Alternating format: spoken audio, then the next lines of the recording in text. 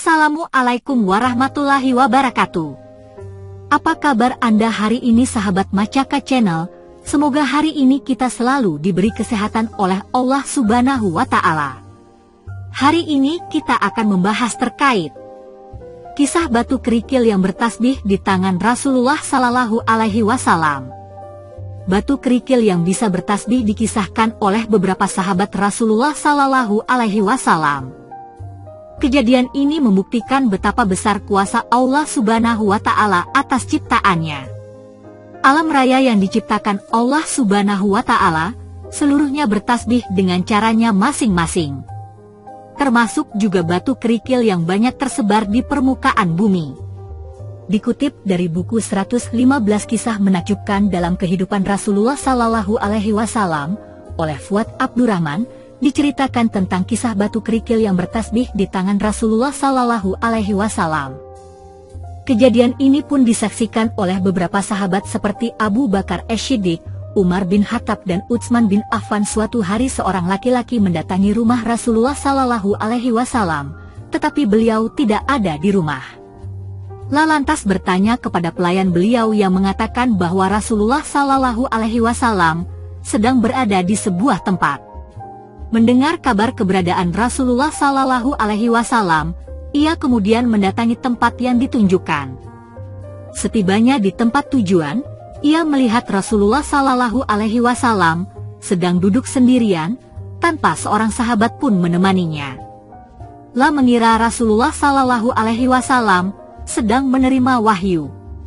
Saat sudah dekat, ia lantas mengucapkan salam yang kemudian dijawab Rasulullah Sallallahu Alaihi Wasallam, namun tak berani memulai perbincangan sehingga ia hanya duduk di dekat Rasulullah Sallallahu Alaihi Wasallam.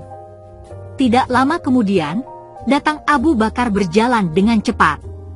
Setelah menjawab ucapan salam Abu Bakar, Rasulullah Sallallahu Alaihi Wasallam kemudian menyuruhnya duduk di sebelah laki-laki itu. Lalu, datang Umar bin Khattab yang disuruh juga duduk di sisi Abu Bakar. Datang lagi Utsman bin Affan yang disuruh duduk di samping Umar bin Khattab. Rasulullah Sallallahu Alaihi Wasallam kemudian mengucapkan beberapa kalimat yang tidak dipahami laki-laki itu. Hanya mendengar beliau mengatakan, sedikit yang tersisa. Rasulullah Sallallahu Alaihi Wasallam beranjak dari duduknya dan mengambil beberapa butir kerikil. Kerikil yang berada di telapak tangan Rasulullah Sallallahu Alaihi Wasallam itu bertasbih hingga semua sahabat yang hadir mendengarnya dengan jelas. Batu kerikil kecil yang awalnya berada di tangan Rasulullah Sallallahu Alaihi Wasallam kemudian dipindahkan ke tangan Abu Bakar. Terdengar pula suara lantunan tasbih dari kerikil ini. Demikian pula yang terjadi saat kerikil dipindahkan ke tangan Umar dan Utsman. Ternyata kisah kerikil yang bertasbih ini disaksikan oleh segelintir sahabat.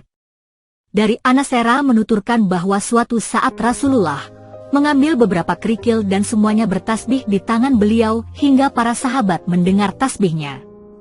Mengenai peristiwa itu, Ibnu Mas'ud mengatakan, kami sedang makan bersama Rasulullah dan mendengar suara tasbih yang dilantunkan kerikil-kerikil itu.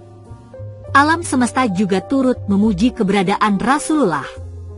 Semua terjadi atas kehendak dan kuasa Allah Subhanahu wa Ta'ala semata. Ali ibn Abi Thalib menuturkan kisah yang berbeda. Kami bersama Rasulullah di Makkah.